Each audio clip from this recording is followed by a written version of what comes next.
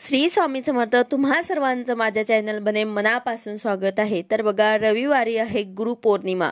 आपल्याला गुरुपौर्णिमा कशी साजरी करायची आहे, त्याचबरोबर या दिवशी आपल्याला काय काय सेवा करायची आहे आणि नैवेद्य काय दाखवायचा आहे याबद्दलची संपूर्ण माहिती मी तुम्हाला आजच्या व्हिडिओमध्ये सांगणार आहे. व्हिडिओ पूर्ण बघा जेणेकरून तुम्हाला संपूर्ण माहिती मिळेल. जर तुम्ही चॅनलवर नवीन असाल तर चॅनलला सबस्क्राईब करायला मात्र विसरू नका आणि व्हिडिओला लाईक करायला मात्र विसरू नका. गुरु म्हणजेच अंधाराकडून प्रकाशाकडे आपली वाटचाल करणारा, नुसता करणारा नाही तर सोबत राहून प्रत्येक क्षण आपल्याला नव्याने दुनिया दाखवून आपली प्रगती करणार असणारा गुरु प्रत्येक वेळी नवीन धडा जीवनाचा शिकून आपल्याला मार्गक्रमण करायला लावणारा असतो. गुरु म्हणजेच देणारा असतो. जे काही आपल्यासाठी चांगलं आहे तो ते देतच असतो. गुरूंचे नाते जन्मोजन्मीचे असते. या जन्मात परत आपल्याला कोणत्या ना कोणत्या रूपात भेटून परत आपल्या पदरी घेत असतो. आपल्या आयुष्यामध्ये गुरूंचे स्थान का महत्वाचे आहे, कारण कठीण काळात आपले गुरु आपले संरक्षण करतात. गुरु नेहमीच आपल्या शिष्यांसाठी जे जे चांगले आहेत तेच देत असतात. आपण खूप भाग्यवान आहोत की आपले गुरु साक्षात परब्रह्म श्री स्वामी समर्थ महाराज आहात. आपल्या जीवनात गुरु हे पहिले आपले माता पिता असतात. मग नंतर आपल्या शाळेत जातात ते आपले दुसरे गुरु असतात, जे आपल्याला शिक्षण देतात, शिकवतात. त्यानंतर आध्यात्मिक ज्ञान देणारे आपले गुरु श्री स्वामी समर्थ महाराज, जे ब्रह्मांड नायक आहे. गुरुचे स्थान हे देवांपेक्षाही मोठे आहे. जो शिष्य गुरूंना शोभेल असे कार्य करतो तो गुरूंच्या आशीर्वादाला पात्र ठरतो. आपले स्वामी महाराज तर साक्षात देवच आहे, दत्त महाराजांचे अवतार आहे. तर गुरुपौर्णिमा हा एक खूप मोठा दिवस आहे, आपल्या गुरूंचा दिवस आहे. तर सर्वांनी स्वामी महाराजांची या दिवशी विधिवत पूजा करायची आहे, अभिषेक करायचा आहे. तर बघा, या दिवशी आपल्याला साध्या आणि सोप्या पद्धतीने आपल्या घरीच स्वामी महाराजांची मूर्ती किंवा फोटो असेल तर त्यांची विधिवत पूजा करायची आहे.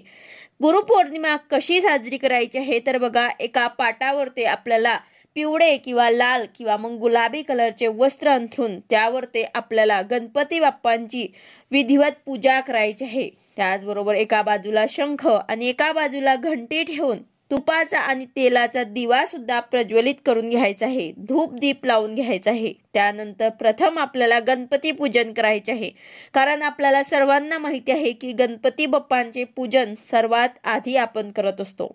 घरातील गणपती बाप्पांच्या मूर्तीवर सुद्धा आपल्याला अभिषेक करून विधिवत पूजा करायची आहे. 2 विड्यांच्या पाण्यावर ते आपल्याला गणपती बाप्पांची मूर्ती ठेवायची आहे, त्यांची पंचोपचार पूजा करायची आहे. त्यानंतर आपल्याला स्वामींच्या मूर्तीवर सुद्धा पुरुष सूक्त, स्त्री सूक्त आणि पवमान सूक्त म्हणत शुद्ध पाण्याने अभिषेक करायचा आहे. ज्यांच्याकडे मूर्ती नसेल त्यांनी फोटोवर ते थोडं थोडं पाणी शिंपडून हे मंत्र म्हटले तरी सुद्धा चालेल, किंवा मग हातात अक्षदा घ्या आणि पुरुष सूक्त, स्त्री सूक्त आणि पवमान सूक्त म्हणून ते अक्षदा स्वामींच्या चरणी अर्पण करा. त्यानंतर स्वामींना अतिप्रिय असणारे हिना तर त्यांना लावा.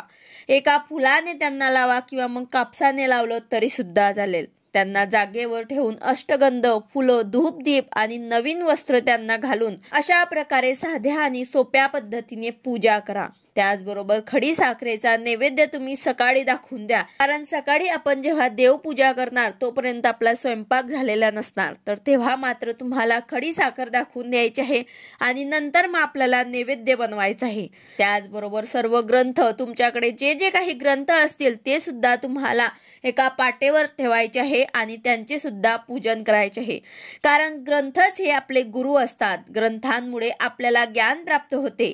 तर अशा प्रकारे या दिवशी आपल्याला जे जे तुमच्याकडे ग्रंथ असतील, दुर्गा सप्तशती असो, मल्हारी सप्तशती असो, नवनाथ पारायणचा ग्रंथ असो, गुरुचरित्र पारायणचा ग्रंथ असो किंवा विष्णू सहस्रनामाचं पुस्तक असो, जे तुमच्याकडे ग्रंथ असतील ते तुम्हाला एका पाटेवर ते ठेवायचे आहे आणि त्यांची सुद्धा पूजा करून घ्यायची आहे. तसेच आपल्याला 10:30ची आरती सुद्धा या दिवशी करायची आहे. तर त्यासाठी आपल्याला महाराजांच्या आवडीचा आपल्याला नैवेद्य बनवायचा आहे, तो म्हणजेच आपल्याला पुरणपोळी नैवेद्याला बनवून घ्यायची आहे. जर तुम्हाला पुरणपोळी बनवणं शक्य नसेल तर तुम्ही काही शिरा बनवू शकतात, खीर बनवू शकतात, काही तुम्ही एक गोड पदार्थ बनवू शकतात. तर या दिवशी आपल्याला काही गोड पदार्थ बनवून स्वामींची 10:30ची आरती करून घ्यायची आहे. त्यानंतर आपल्याला दिवसभरामध्ये स्वामी चरित्र सारामृत हा ग्रंथ आपल्याला पूर्ण पठण करायचे आहे, म्हणजे 1 ते 21 अध्याय पूर्ण या दिवशी आपल्याला पठण करायचे आहे। त्याचबरोबर 11 माळी श्री स्वामी समर्थ या मंत्राचं जप सुद्धा करायचं आहे। आणि त्याचबरोबर एक नारळ आणि गुलाबाचे फूल ठेवून घरीच आपल्याला गुरुपद घ्यायचे आहे। आता गुरुपद कशा पद्धतीने घ्यायचे आहे हा व्हिडिओ सुद्धा आपल्या चॅनलवरती आलेला आहे, तो तुम्ही बघू शकतात। त्यानंतर जे आपण अभिषेक केला आहे ते तीर्थ सुद्धा आपल्याला प्राशन करायचं आहे। आता ते प्राशन करताना काय मंत्र म्हणायचा आहे तो सुद्धा व्हिडिओ आपल्या चॅनलवरती आलेला आहे। तर अशा प्रकारे आपल्याला साध्या आणि सोप्या पद्धतीने पूजा वगैरे करायची आहे, नैवेद्य दाखवायचा आहे। आता आपण जे नारळ आणि गुलाबाचे फूल ठेवणार त्याचे काय करायचे तर ते तुम्हाला त्याच दिवशी किंवा मग उद्या दुसऱ्या दिवशी म्हणजे सोमवारी तुम्ही जवळच्या केंद्रामध्ये, मठामध्ये किंवा मंदिरामध्ये जे तुमच्याकडे स्वामींचे मंदिर असेल, मठ असेल किंवा मग केंद्र असेल तिथे ठेवून यायचं आहे, किंवा मग दत्त महाराजांचं मंदिर असेल तर तिथे तुम्हाला ठेवून यायचं आहे। यानंतर गुरुपौर्णिमा असल्या कारणामुळे संध्याकाळी सर्वांनी प्रदोष काळात घरच्या घरी सत्यनारायण सुद्धा करायचं आहे। ही खूप प्रभावी पूजा आहे अखंड लक्ष्मी प्राप्तीसाठी। तर अशा प्रकारे गुरुपौर्णिमेच्या दिवशी आपण केंद्रात, मठात सुद्धा जाणार तर ते नारळ आणि गुलाबाचे फूल आपल्याला तिथे ठेवून यायचं आहे। आणि संध्याकाळी पौर्णिमा असल्यामुळे घरच्या घरी आपण जे महिन्याचा पौर्णिमेचा सत्यनारायण करतो तो सुद्धा आपल्याला या दिवशी करायचा आहे। आणि दुसऱ्या जे काही सेवा आहेत ते सुद्धा आपल्याला या दिवशी करायचे आहे, जसं की आपल्याला श्री सुक्ताचं पठण करत कुंकुमार्चन सुद्धा करायचं आहे। यंत्रावर ते आपल्याला श्री सुक्त म्हणत कुंकुमार्चन सुद्धा करायचं आहे। व्यंकटेश स्तोत्राचे आपल्याला पठण करायचं आहे, लक्ष्मी गायत्री मंत्र, विष्णू गायत्री मंत्र, कुबेर मंत्र, त्याचबरोबर कमलात्मक मंत्र हे सुद्धा मंत्र आपल्याला या दिवशी पठण करायचं आहे। जर तुम्हाला शक्य असेल तर तुम्ही एक एक माळ या मंत्रांची जप करू शकतात, किंवा मग 16 वेळा म्हटलं तरी सुद्धा चालेल। तर अशा प्रकारे आपल्याला गुरुपौर्णिमा साध्या आणि सोप्या पद्धतीने घरच्या घरी साजरी करायची आहे। व्हिडिओ आवडला असेल तर लाईक करा, शेअर करा, सबस्क्राईब करा। भेटूया अशाच नवीन व्हिडिओ सोबत। श्री स्वामी समर्थ।